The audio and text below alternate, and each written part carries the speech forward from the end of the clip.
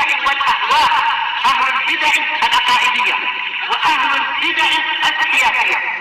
نقول بيننا وبينكم السلف، بيننا وبينكم الكتب، كان فيقول البدع بيننا وبينكم. Bismillahirrahmanirrahim. Innal hamdalillah nahmaduhu ta'ala wa nasta'inuhu wa nastaghfiruh wa na'udzu billahi min shururi anfusina wa min sayyiati a'malina. May yahdihillahu fala mudhillalah wa man yudlil fala hadiyalah. Wa asyhadu an la ilaha illallah wahdahu la syarikalah. Wa asyhadu anna Muhammadan 'abduhu wa rasuluh sallallahu alaihi wa ala alihi wa sallama tasliman mazida. Amma ba'd. Insyaallah taala mulai pada hari ini kita akan melanjutkan silsilah kita, pelajaran kita berkaitan masalah akidah. Ahlus sunnah wal jamaah yang sudah dengan kenikmatan Allah Subhanahu wa taala kita telah menyelesaikan beberapa kitab dengan seizin Allah Subhanahu wa taala.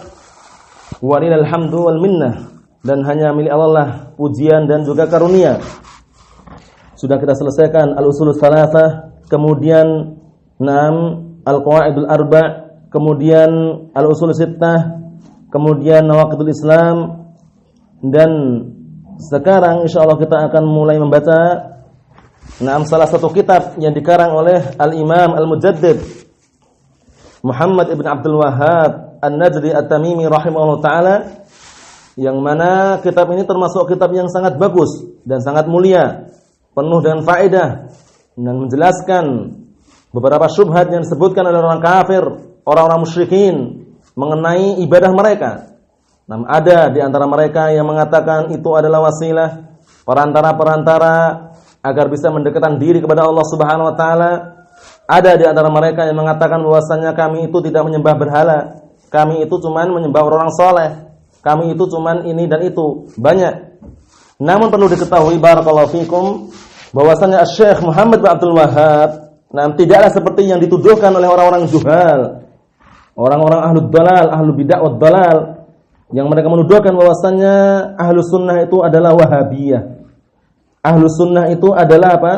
Adalah kelompok al-wahabiyah, pengikutnya Syekh Muhammad bin Abdul Wahhab.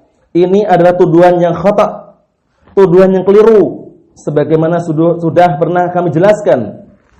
Sudah kami jelaskan pada pertemuan atau pelajaran yang dulu sudah kita lewati. Namun tidak masalah kalau seandainya kita ulangi bahwasannya Syekh Muhammad bin Abdul Wahhab itu terkenal dengan namanya, dan beliau adalah termasuk salah satu ulama Ahlus Sunnah An-Najd.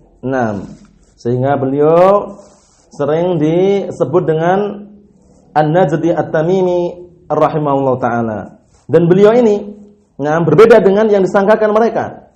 Mereka mengatakan kalian itu Wahabiyah, kalian itu Wahabiyah, seperti tuduhan Syiah Rafidah Itsna Asyariyah, kelompok sesat yaitu Syiah Rafidah. Mereka menuduhkan bahwasannya Ahlus Sunnah itu Wahabiyah. Kemudian Imam Bukhari itu Wahabiyah, Imam Muslim itu Wahabiyah. Ini menunjukkan bodohnya mereka.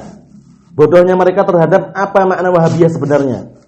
Kita jelaskan bahwasannya pada asalnya usul daripada Al-Wahabiyah itu ada kelompok sesat, kelompok dhalah yang dipelopori atau dipimpin oleh siapa? Abdul Wahhab ibn Abdurrahman ibn Rustum itu. Abdul Wahhab ibn Abdurrahman ibn Rustum. Kalau itu benar, pengikutnya dijuluki dengan Wahabiyah. Waktu itu ketika munculnya pada abad ketiga, abad ketiga atau kurang lebih di akhir abad kedua, jadi masuk pada abad ketiga, tersebar pemikirannya Ibadiyah namanya, kelompoknya pemikiran Ibadiyah, tidak jauh dari pemikiran Syiah Rafidah, tersebarnya di daerah Afrika. Di daerah Afrika ya tersebarnya. Kelompok apa? Kelompok Al-Wahabiyah ini nisbah kepada Abdul Wahhab bin Abdurrahman bin Rustum itu. Kelompok sesat. Kemudian sedangkan Syekh Muhammad bin Abdul Wahhab,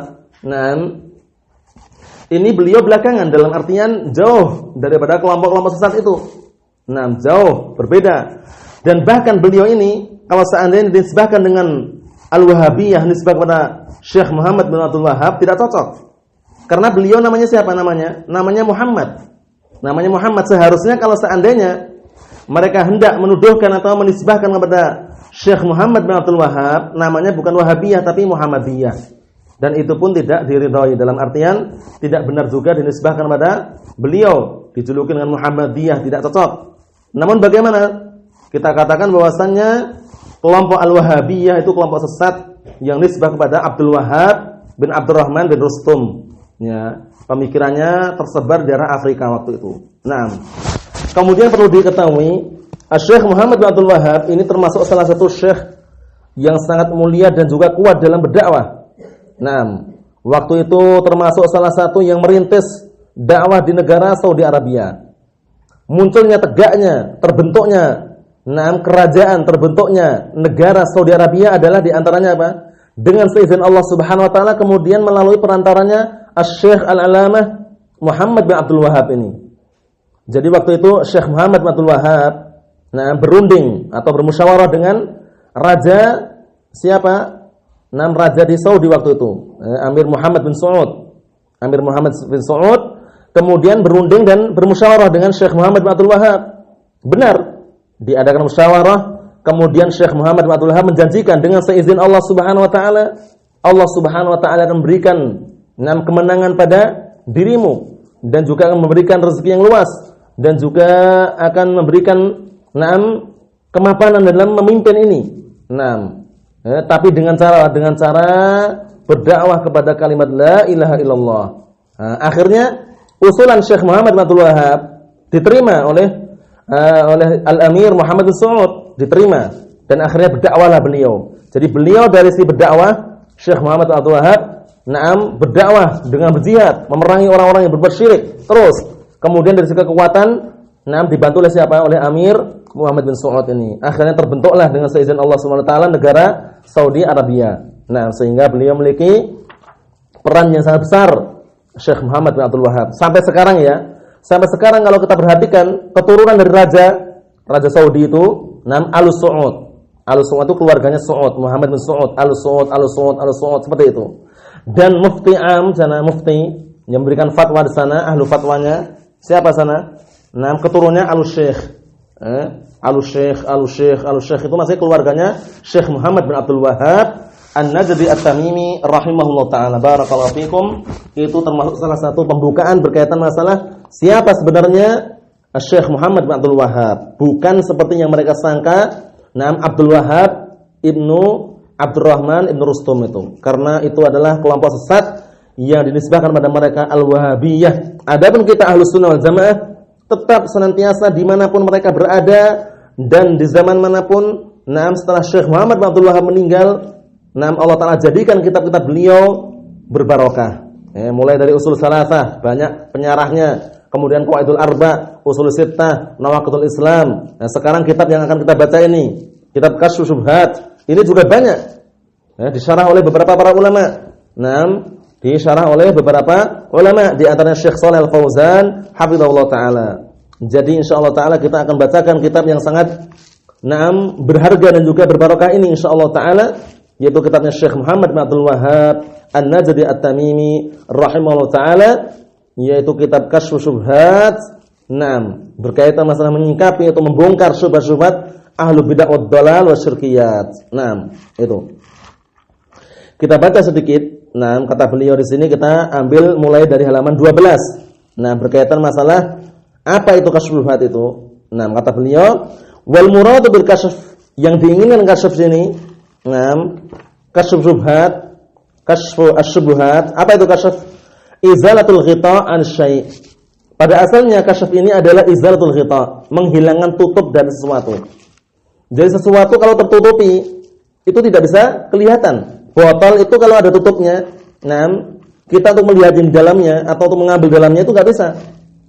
Namun ketika dibuka, dihilangkan ghita'nya, tutupnya, penutupnya, tampaklah semuanya dengan jelas. Izalatul ghita' an syai', menghilangkan tutup dari sesuatu. Itu secara bahasa seperti itu, al-kasyf. Allah Ta'ala berfirman, "Fakashafna 'anka ghita'aka." Kemudian kami singkapkan, kami bukakan darimu ghita'aka, yang menutupi matamu.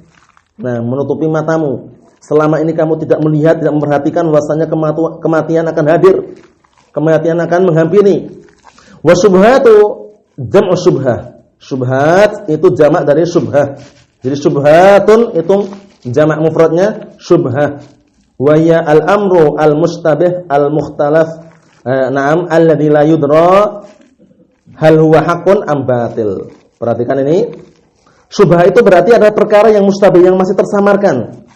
Nah, yang masih tersamarkan kemudian apa? Mukhtalif, berbeda-beda, tersamarkan berbeda-beda. Nam alladzi la yudra, tidak diketahui hal huwa haqqun am batil. Tidak diketahui apakah itu batil atau hak. Itulah syubhat. Sehingga hati-hati dengan syubhat ya. Naam al-qulubud dha'ifah wal syubhah khattafah.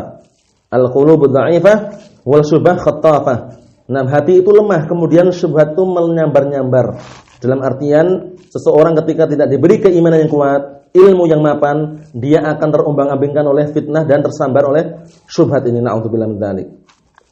Nah, kata beliau, wa minhu qaulur Rasul. Di antaranya adalah sabda Rasulullah sallallahu alaihi wasallam, hadis yang sahih, hadisnya Nu'man bin Bashir, hadisnya An-Nu'man bin Bashir radhiyallahu ta'ala anhuma, apa? Innal halala bayyinun.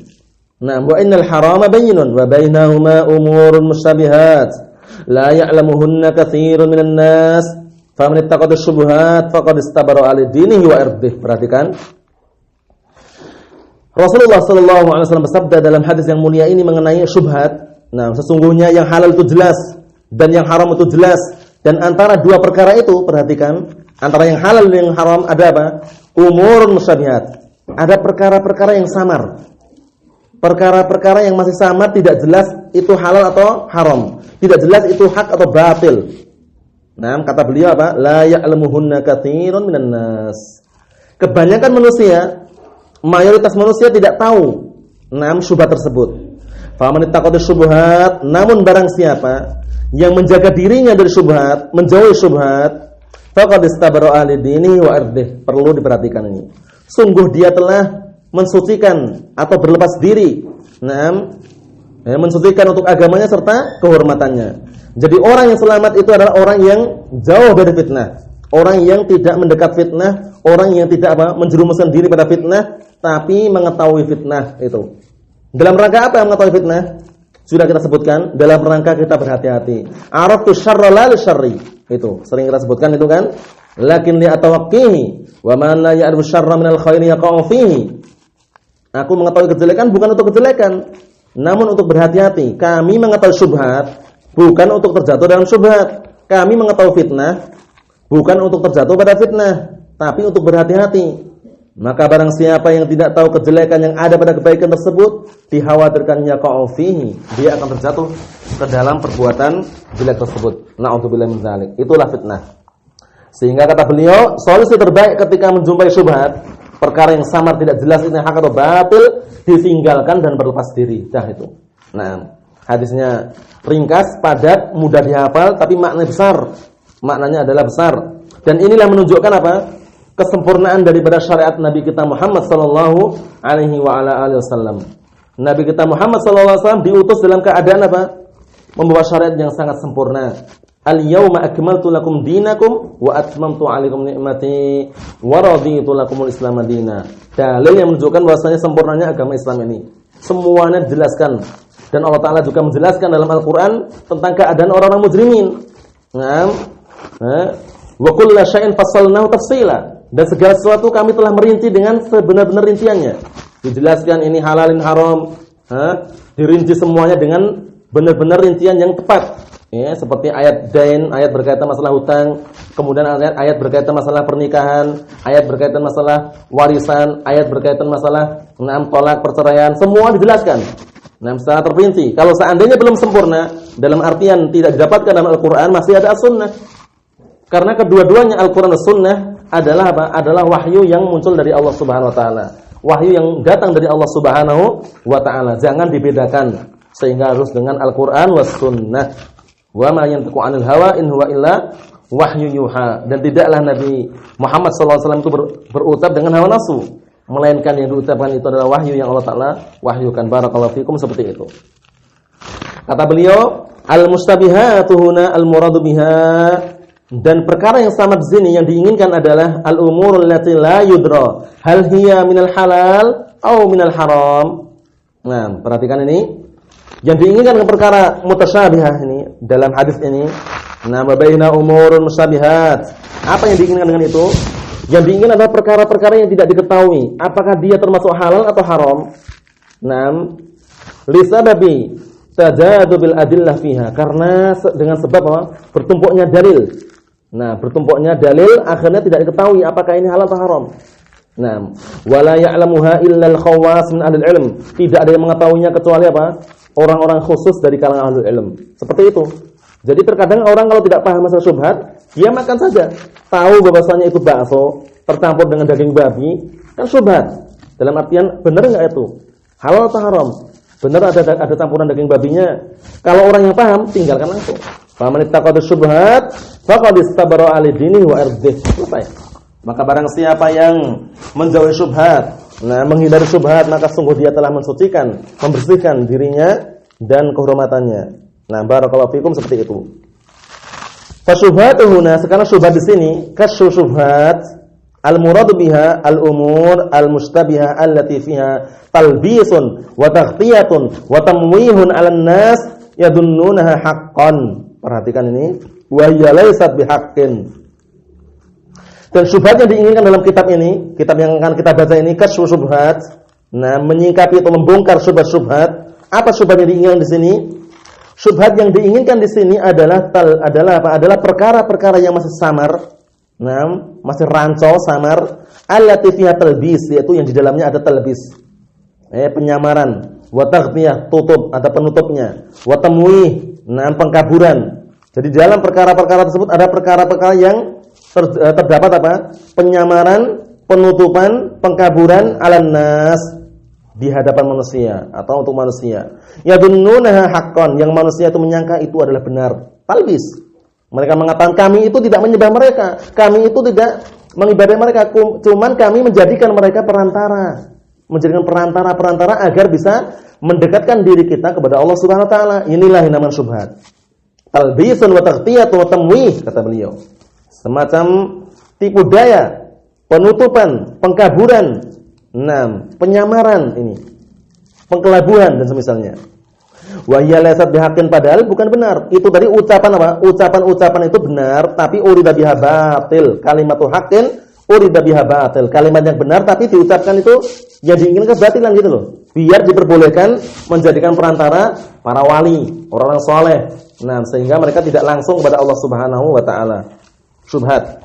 Wa kashfuha wal idah li butlaniha. Sedangkan kashfuha, apa kashfuha maksudnya? Menyingkapinya maknanya adalah huwa al-idah li butlaniha. Menjelaskan, menerangkan, menguraikan tentang batilnya perbuatan tersebut atau batilnya perkara-perkara tersebut. Itulah yang diinginkan.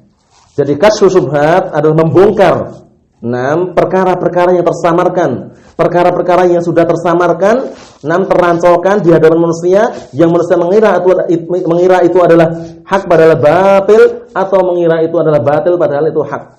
Dicampur baurkan, dibikin pengkaburan seperti itu. Wal muradu huna kashfu ma kana 'indan nas min syubhatin haula ibadatil qubur wal istighatsah biha allati 'ammat katsiran min biladil Islam min ba'dil qurunil mufaddalah. Perhatikan di sini. Yang diinginkan sekarang secara khusus lagi pada kitab yang akan kita baca ini, kashfu syubhat, maknanya apa? Adalah membongkar atau membuka atau menjelaskan perkara-perkara yang manusia itu berada di atasnya, berupa syubhat-syubhat, perkara yang tersamarkan.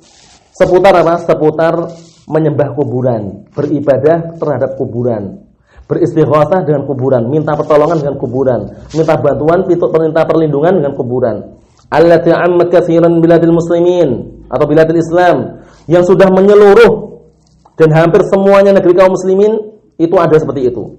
Min ba'dil qurun mufaddalah, setelah berlalunya al-qurun al-mufaddalah, generasi-generasi yang diberi keutamaan. Siapa itu?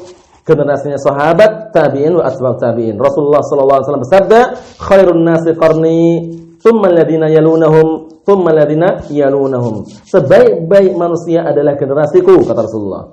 Kemudian orang-orang yang setelah mereka, kemudian orang-orang yang setelah mereka. Dari kalangan siapa?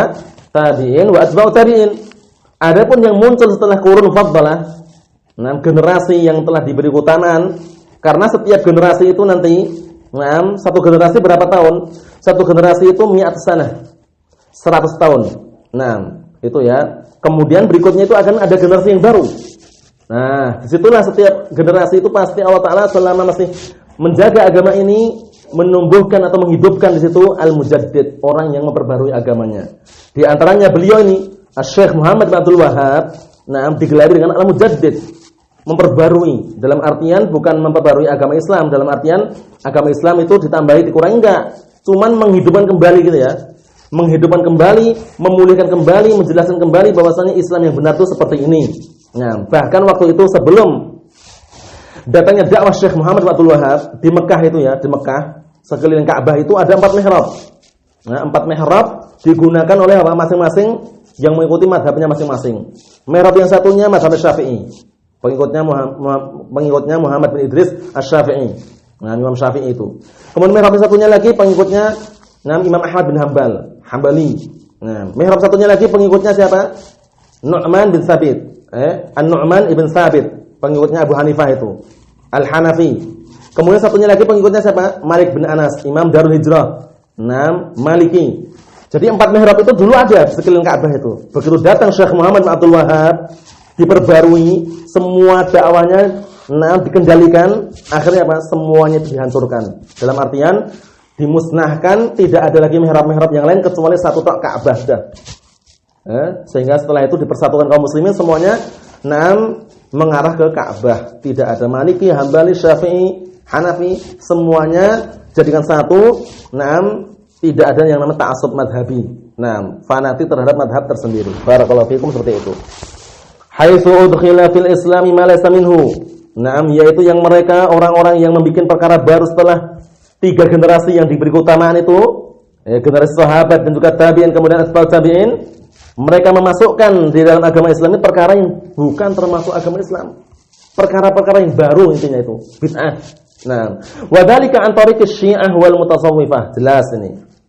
Masuknya melalui siapa? Masuknya melalui dari jalannya jalurnya Syiah. Syiah Rafidhah Itsna Asyariyah yang mereka berusaha menutup-nutupi di hadapan kaum muslimin, mengatakan kami itu cinta kepada Ahlul Bait, cinta kepada Ali bin Abi Thalib, cinta kepada Fatimah Az-Zahra, cinta kepada anaknya Husain katanya. Itu semuanya kadzab ya, pendusta. Jangan dipercaya. Syiah Rafidhah, pertama kali di antaranya pembesar mereka adalah siapa? Abdullah bin Saba al-Yahudi. Jadi waktu itu Abdullah bin Saba al-Yahudi ini hulu dia, berlebihan ketika memuji siapa? Amirul Mukminin Ali bin Abi Thalib. Mengatakan apa? Dia berani mengatakan bahwasanya ya Ali antallahu haqqan katanya. Kamu itu adalah Allah yang sebenar-benarnya. Diangkat Ali sebagai Allah, bayangkan. Diangkat sebagai ilah, melebihi daripada Nabi kita Muhammad sallallahu alaihi wasallam. Hulu. Akhirnya waktu itu Ali bin Abi Thalib marah. Ali bin Abi Thalib marah sehingga mengumpulkan atau membuat semacam parit, akhirnya dinyalakanlah api di situ. Ya, pengikutnya Abdul Sabah, barang siapa yang masih mengakui dan tidak tobat, sudah masukkan dalam api itu, dibunuh melalui api.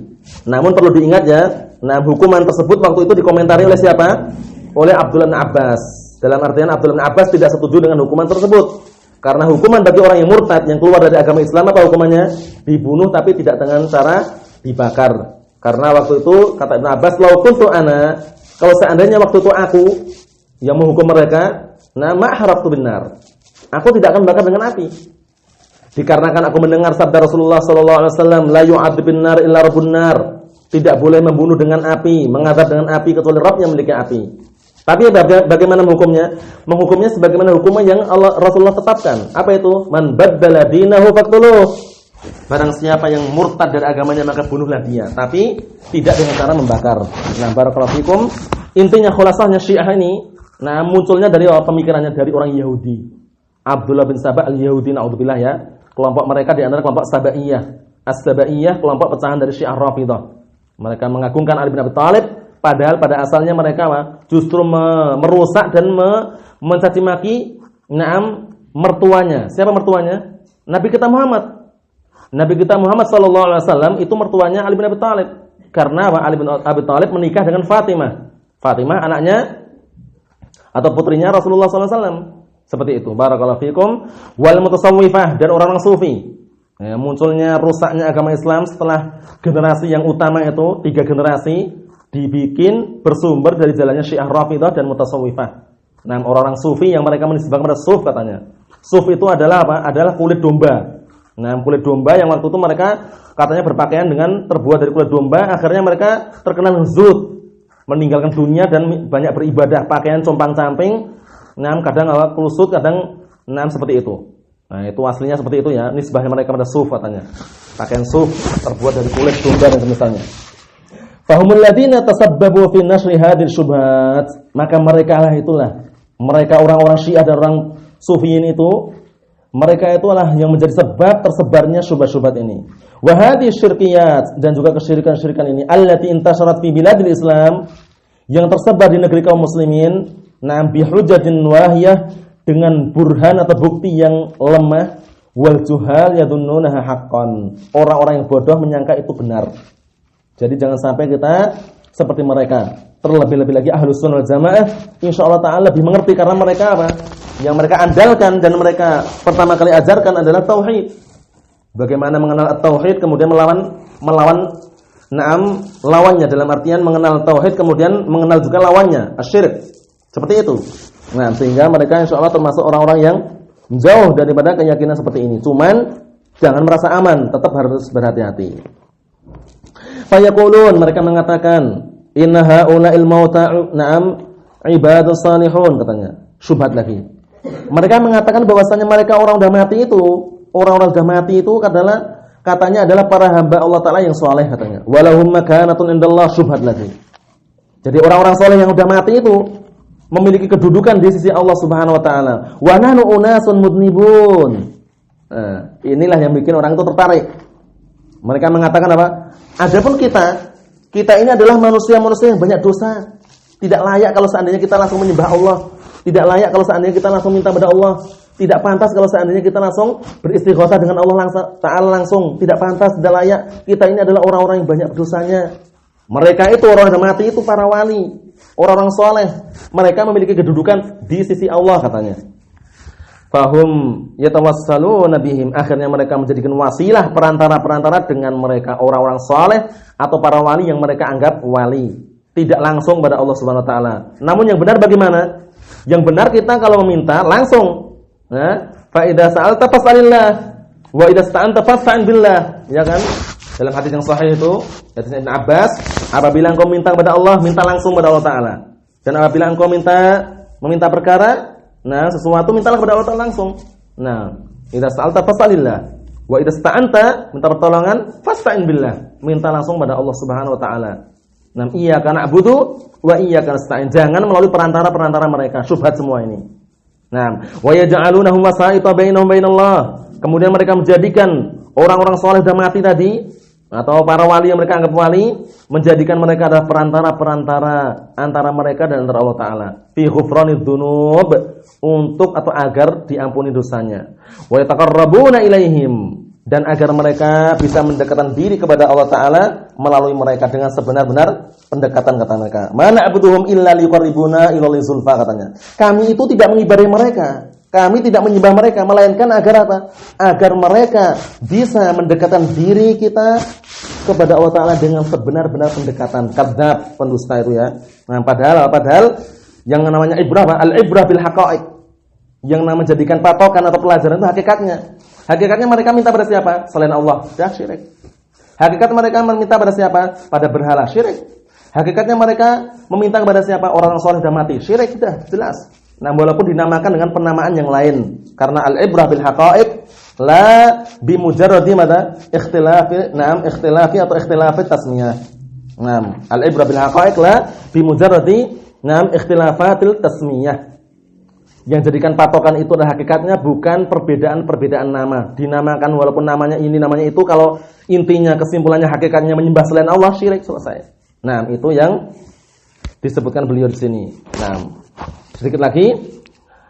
Kemudian wa bisababi dzalika taghayyaratul aqidatut tauhid. Dengan sebab itu berubahlah akidah tauhid ini. Inda katsirin minan nas, keyakinan manusia berubah. Kebanyakan manusia berubah keyakinannya. Min ahdin ba'idin ba'dal mi'atir rabi'ah. Nah, dari proses yang jauh sekali.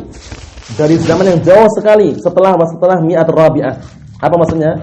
Setelah qurun al-mufaddalah, karena setiap qurun, setiap qarn, setiap generasi itu apa? 100 tahun. Jadi setelah 3 qurun itu, zaman sahabat 100 tahun, zaman tabi'in 100 tahun, zamannya tabi'ut tabi'in 100 tahun, berarti apa? Mi'atur rabi'ah.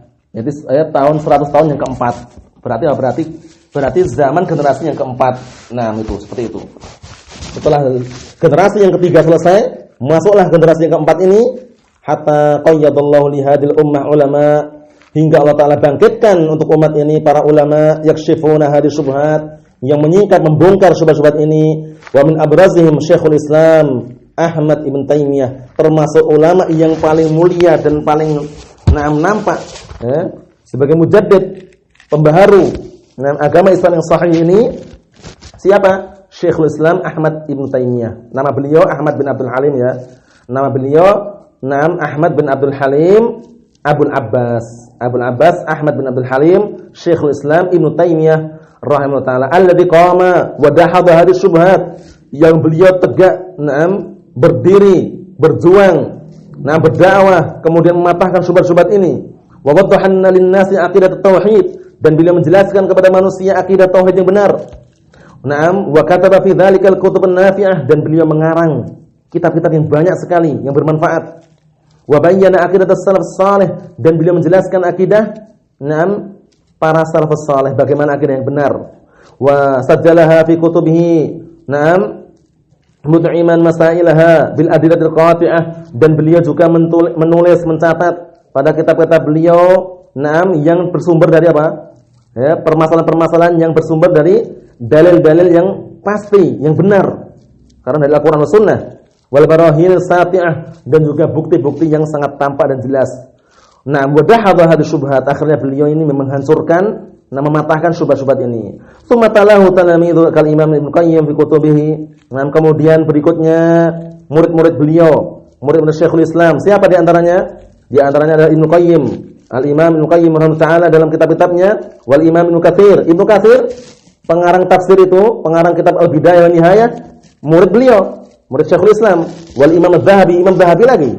Imam Zahabi juga murid beliau. Pengarang kitab apa? Siyar A'lamul Bala.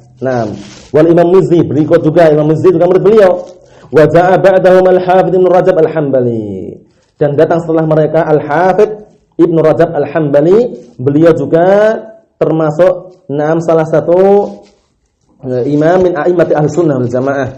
Beliau memiliki kitab apa karangan Fathul Bari, syarah Sahih Bukhari.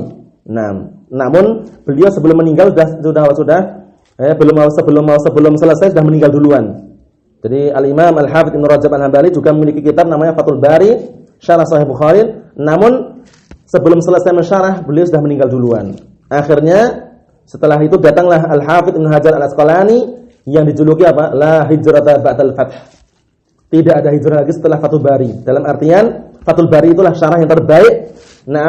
Syarah dalam syarah Sahih Bukhari. La hijrata ba'dal fathi, dijuluki seperti itu. Tidak ada hijrah lagi setelah fathu. Setelah fath, maksudnya Fathul Bari yang dikarang oleh Al-Hafidz Ibnu Hajar Al-Asqalani rahimahullah taala. Ila an wasala al-amr li Syekh Imam Al-Mujaddid Muhammad bin Abdul Wahhab, fatalaqqa hadhihi al-aqidah biquwwah, kemudian hingga sampailah perkara itu kepada Syekh Al-Imam Al-Mujaddid Muhammad bin Abdul Wahhab, dan akhirnya beliau pun juga menyambut akidah itu dengan kekuatan yang sangat kuat.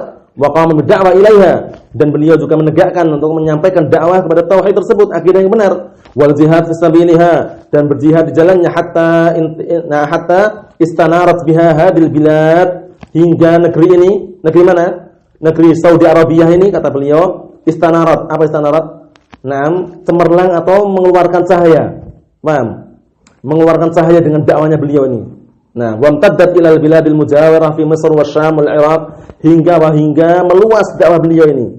Menyebar luas, terbentangkan sampai ke negeri-negeri tetangga seperti Mesir, Syam, Irak, Suriah, Irak, wa hatta fi bilad Paris, bahkan sampai negeri Paris.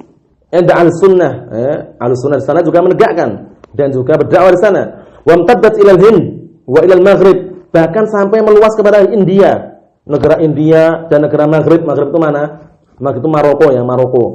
Negara Maroko. Wa ila katsirin minal bilad walillahil hamd. Ini termasuk dakwahnya beliau, Allah Taala berikan barakah dengan dakwah beliau ini Syekh Muhammad bin Abdul Wahhab An-Najdi At-Tamimi rahimahullah taala. Faman aradallahu lahu khaira fa innahu ta'assara bi hadhihi ad-da'wah al-mubarakah wa 'arafa annaha da'watun haqq fastajaba laha wa ayyadaha wa qamat al-hujjah 'ala al-mu'anidin walil hamdu wal minnah wa zalat 'anil bilad ma'alim syirki wal wasaniyah wa awaidil jahiliyah. Kata beliau, maka barang siapa yang Allah Ta'ala inginkan padanya kebaikan, maka sungguhnya dia akan terpengaruh dan akan memberikan pengaruh pada dakwah ini yang diberkahi, dan dia akan mengetahui bahwasanya ini dakwah yang benar, dan akan menyambut dakwah ini, dan akan memberikan dukungan pada dakwah ini, dan akan tegak hujah kepada orang-orang yang menentang.